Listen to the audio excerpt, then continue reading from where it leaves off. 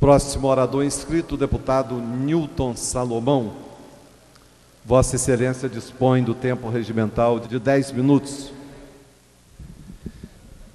Meu caro presidente, deputado Roberto Henriques, senhores deputados, deputadas, servidores, imprensa.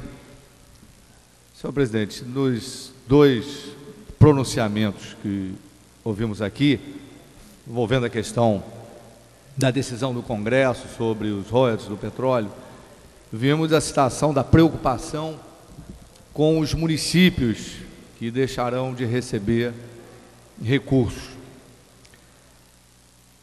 E a questão dos municípios é sempre fundamental, porque a vida acontece nos municípios. E quando um gestor público, diante do seu orçamento, não consegue estabelecer as prioridades da sua população, quando não consegue estabelecer ao longo do tempo, na gestão pública, no desembolso financeiro e na questão orçamentária,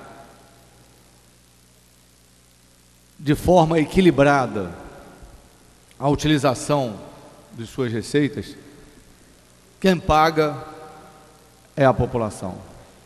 Eu quero tecer um comentário sobre esta situação que, a meu ver, ocorre no município de Teresópolis. O município de Teresópolis, depois da conhecida e tão falada por nós aqui da tragédia de 2011, que ainda não teve soluções, as casas não saíram, as pontes estão saindo lentamente, as encostas também lentamente, mas o município de Teresópolis teve uma tragédia política também, que culminou na cassação de um prefeito. E veja que assume a prefeitura, no ano passado, me parece que no mês de agosto, o presidente da Câmara, que recebeu aqueles aliados que nós costumamos chamar de aves de rapina. São aqueles que ficam ali espreitando a prefeitura e vendo quem aparece, ainda mais se quem aparece como gestor é alguém que ainda não está preparado, que ainda não está experimentado. Então, as aves de rapina se apresentam porque é quase que como igual a urubu em carniça. Pois bem, assume então o presidente da Câmara em agosto do ano passado.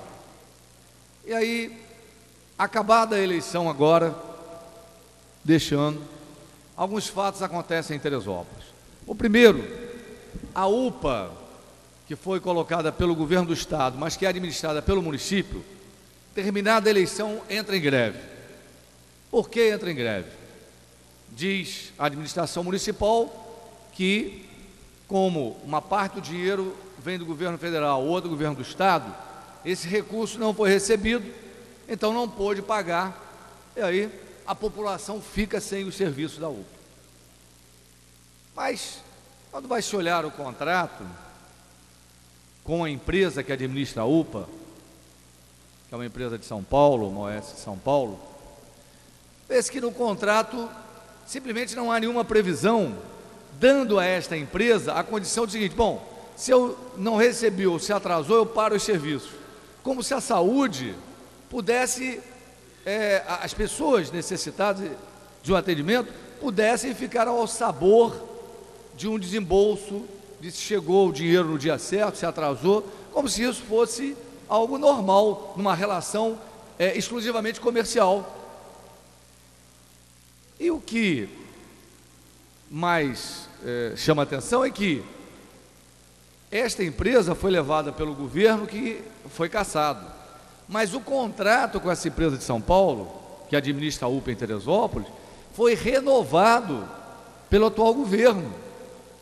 Portanto, não pode o atual governo culpar o governo passado, a responsabilidade é dele.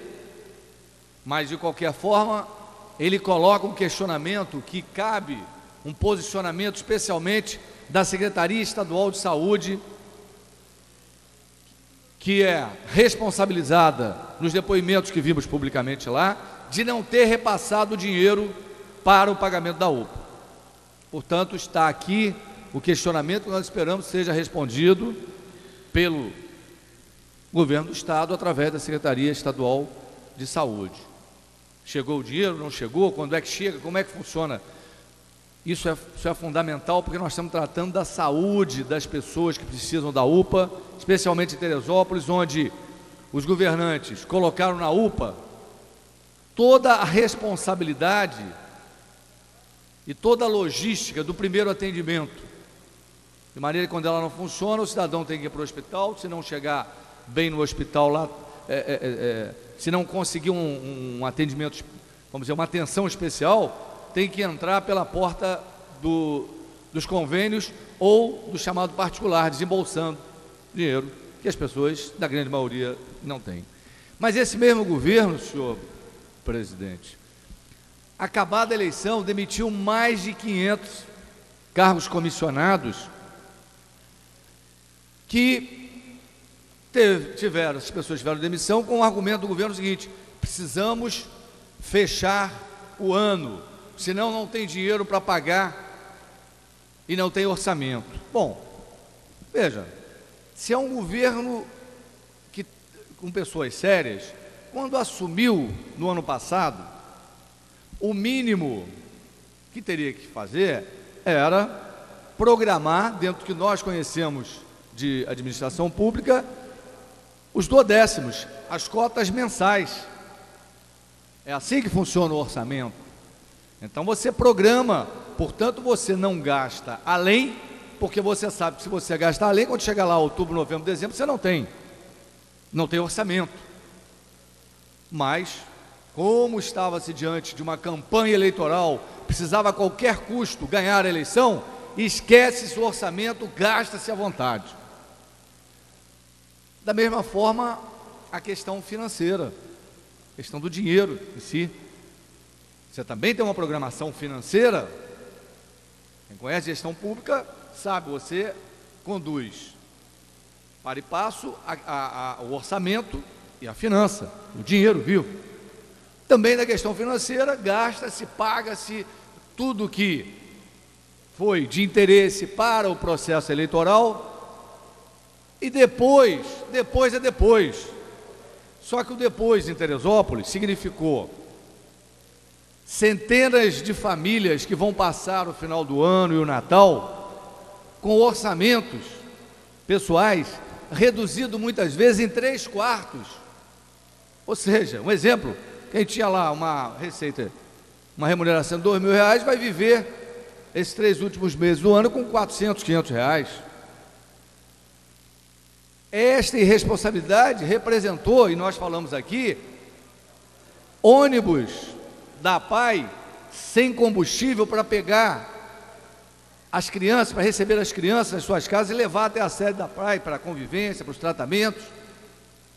Isso representou uma redução e o não pagamento de convênio, por exemplo, na questão da assistência à dependência química, às entidades de dependência química, que, aliás, no caso da APAI e do projeto Cairóis, é preciso que se esclareça se o não desembolso desses recursos foi em função do desequilíbrio orçamentário e financeiro, ou se foi uma perseguição, porque nessas duas entidades, lideranças políticas estiveram ao lado de outras candidaturas.